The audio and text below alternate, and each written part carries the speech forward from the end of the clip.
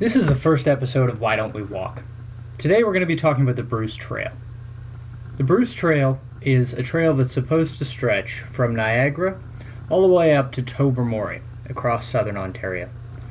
Now, as is the case with many trails, the Bruce Trail is not a consistent thing.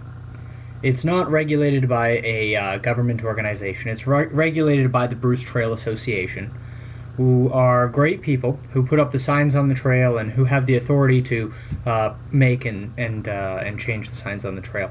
The problem with the Bruce Trail is the inconsistency of access, and it's a symptom of a larger problem, which is that movement between jurisdictions by foot is not governed by any governmental organization, whether it's municipal, provincial, or federal.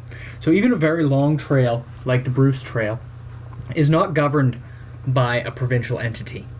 The Terry Fox Trail, which ostensibly runs from Canada, from Newfoundland all the way to British Columbia, it's also not treated as a method of transportation by the government. So, for example, it's not part of the Ministry of Transportation of any province or of the federal government because it's considered recreational activity to move without access to a private motor vehicle.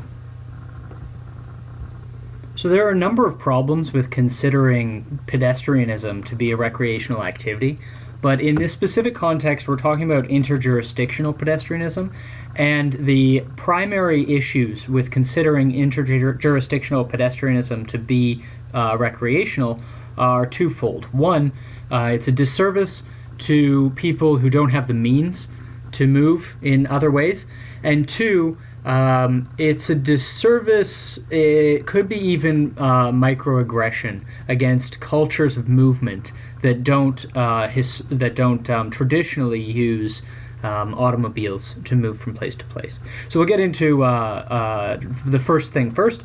We'll talk about how people who don't have the means are unfairly treated in this system. So there are national as well as provincial systems in place to help people transport themselves using their own personal automobiles.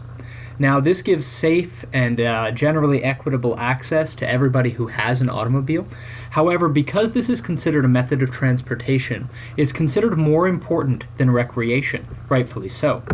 So, when you're trying to build a highway, you can basically overlook the recreational aspects of driving. You can also overlook the recreational aspects of other activities that might be happening in the area. Now, this isn't universally true. You can't just build a highway through a golf course that already exists. Okay?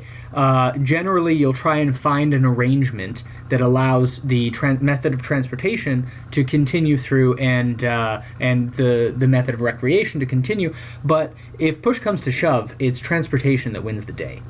So when you consider personal automobiles to be the only method of transportation, they override what you consider to be recreational activities, which means on an interjurisdictional sort of view, you will run a highway through a walking trail because it's more important, quote unquote, to transport people than the recreation of the trail. Now, you probably won't destroy the trail, you'll probably just degrade the trail or make it slightly less safe or slightly less accessible.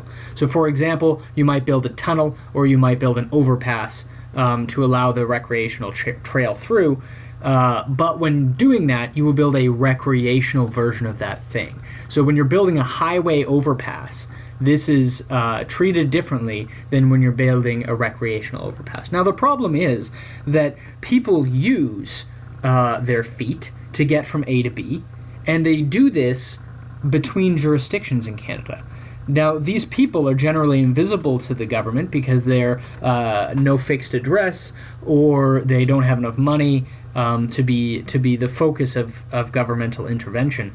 So these people who are moving between cities, for example, by foot, are not regarded by the government as worthy of protections in the same way that people who are moving by other methods of transportation. So you'll endanger the quote-unquote recreational trail to the benefit of the transportation route. However, there are people, in fact, the most vulnerable people in our society, who do not benefit and, in fact, suffer from the personal transportation that paves over their safe ability to move from A to B. Which, by the way, the safe ability to move from A to B by whatever means I have, not by consensus or a vote or whatever it is, but whatever means I have to move. The ability to move from A to B is a basic human right. The ability to drive my car is absolutely not a basic human right.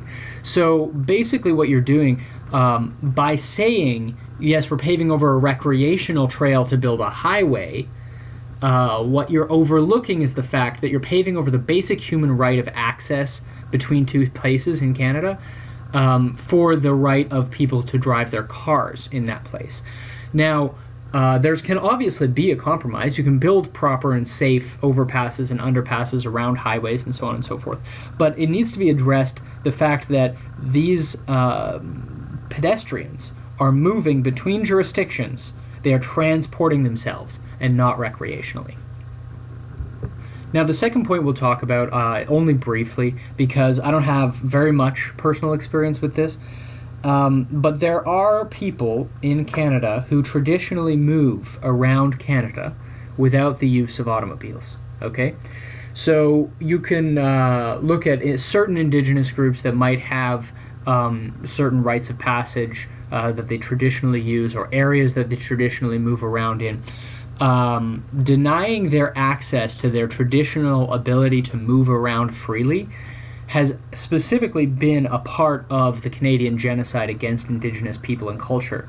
So this inability to have a system built into the provincial or federal system that allows for pedestrian movement or gives pedestrian rights is part of a system that was built to destroy these people. So by denying that walking is a form of transportation, you're denying cultural access intentfully. Like you've decided, I don't want these people to do their traditional walking around that they do, so we're actually going to make walking not illegal, but we're not going to legally protect walking, and then we are going to legally protect things that actually interfere with walking. And again, we have the example of building highways with no walkways, no shoulders, nothing like that, and building those highways through traditional walking areas. We also have the example in the West of, for example, the Métis being allowed a specific area. So they were allowed to move and transport themselves, but only along the highways, and so they ended up, unsafely camping alongside highways and so on and so forth.